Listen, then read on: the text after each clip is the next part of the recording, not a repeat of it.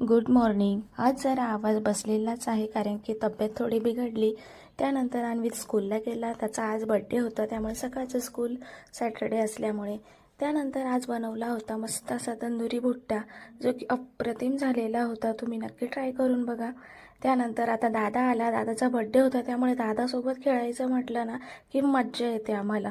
तर मस्त अशी दोघं भावंडे छानपैकी खेळत होती. त्यानंतर आम्ही संध्याकाळ झाल्यानंतर बड्डे सेलिब्रेशनची तयारी केली. स्माईल द्यायला लावलं की असं स्माईल कोण देतं? तुमच्याकडे देखील असे कार्टून्स आहे का? त्यानंतर छोटीशी मस्त तयारी केली. बऱ्याच वेळानंतर मामाची वाट बघून बघून शेवटी आमचा मामा आला. बड्डे विश केला आणि येताना छानपैकी केक घेऊन आला. हो, मोठा आणि छोटा दोन्ही मामा आलेले होते. मस्त असा केक आणलेला होता. त्यानंतर छानपैकी आम्ही त्याला ओवाळलं, औक्षण केलं आणि त्यानंतर केक कटिंग झाली. अशा पद्धतीने छान असा छोटासा घरगुती बड्डे सेलिब्रेशन झाला. सगळ्यांनी केक भरवला. केक